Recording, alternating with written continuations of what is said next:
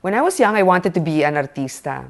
I'd bug my dad, please, please, can you make me extra in the movie? But then, when I was in high school, I realized, parang I don't want to be like my parents, okay? Because I'm going to be forever compared to them. So I was more into like, I guess, leadership roles, even in school. That's maybe why when my dad decided to run, I was probably the only one in the family who was supportive of it. Because I like it. And I was telling him, you know what? We need talaga people like you who are honest.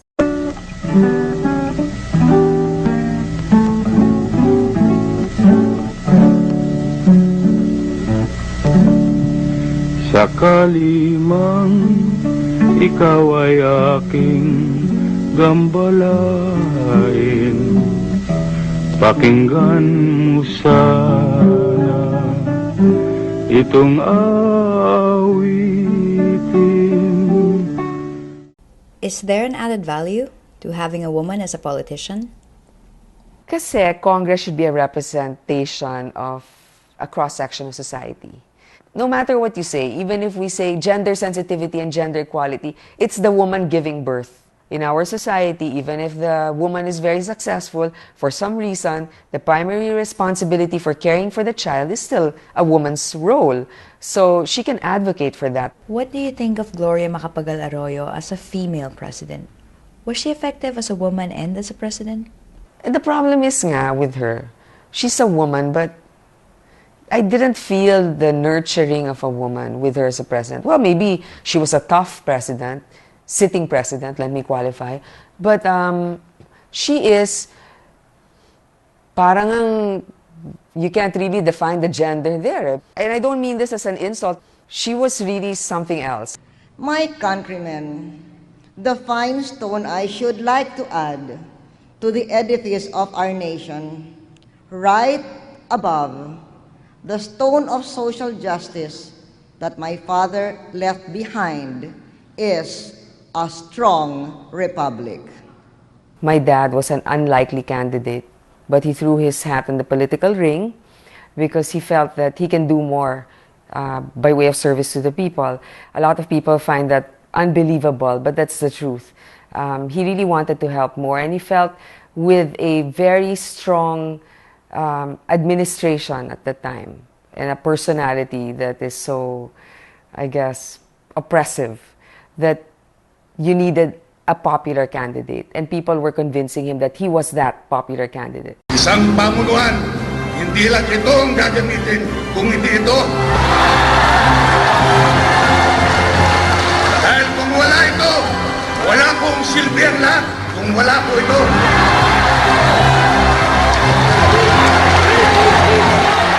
The problem was he didn't really have the machinery or the experience. So when he ran for public office, a lot of people ridiculed him and branded him, artista lang yan. Wala naman yan alam. And to make matters worse, of course, we have the electoral fraud that took place, and essentially, binabo yung eleksyon, naging zero. It's improbable as it is impossible, right? Salamat sa inyo, mga minamahal kong kababayan, sa ating demokrasya, sa poong may kapal. Essentially, I want to prove that FPJ, the person they ridiculed, was able to raise somebody like me, who is taking after maybe him in a way, but also continuing his legacy. Isa lang po ang may papangako ko sa inyo. Ako'y hindi naman Kung sakali man ako'y papalarin, ang dahil I will be a true servant of the people. Maglilingkod po ako sa bayan. Samantala, isa pa sa mga nagsumite ng COC sa COMELEC si dating MTRCB Chair Grace Polia Manzares. Nangako naman ang dating MTRCB Chair na ipagpapatuloy niya ang nasimula ng kanyang ama at isusulong ang kapakanan ng mga kabataan. The rationale for your running is, in a fashion, to avenge your father. Is that enough of a reason to become a politician? Is it enough to sustain you once you get past the door? Okay, your first two questions, is it enough of a reason? Of course not. But I will say that, honestly, it's a big part of what motivates a person is to prove yourself, to prove your family. I won't deny that it's part of mine. Is running the only way to do that? Definitely not. I feel kasi in the MTRCB, I've done a lot na eh. Parang I wanted to try a new challenge. You know, I've attended so many Senate hearings. And I'm like, you know, I can probably do this. Why not, diba? Parang we can just try. People don't like it, May, tapos na. And then when I was there, I'm like thinking, well, the Senate naman and Congress, they don't just create laws, they do oversight. We have so many good laws and programs, but the implementation is a problem. And a big part of the implementation can be well laid out by people in Congress because they hold the purse of the country. They can say yes or no to your budget. I've proven some sort of level of responsibility. Of course, this public endeavor is much wider. And I intend to prove myself, A, as the daughter of FPJ, whom basically FPJ raised to be honest. And so far, I can safely say that I am. Can you clarify your party status? When I filed in the COMELEC, my status is independent, IND, period. Having said that, I was invited by the President a few months before the filing to be a part of the slate of the Liberal. And of course, I'm just a mere mortal. I was really flattered, and it was such an honor to be recognized for my work in the MTRCB, which really, in the huge scheme of things, is like so little when it comes to budget-wise, right? But the President appreciated my work there, so he invited me. Of course, the factor that I'm FPJ's daughter, I'm sure naman, di ba? There's some goodwill there. He apparently announced it during the APEC conference in Vladivostok. So I'm like, oh, patay. In-announce niya that I'm part of the slate. He's independent, as an independent. So parang like, shucks, parang kung hindi ako natuloy, duwag ang labas ko nito. Why did you say yes? Why did I say yes? I admire the President. I really believe his ad when he ran for the Senate na kung hindi siya matino, lagot siya sa nanay niya. Kasi kahit naman ako, ganun eh. Maybe I'm coming from the same situation. I have both famous parents. Maybe not like them in a national category. That gets you in the door and maybe a little bit beyond.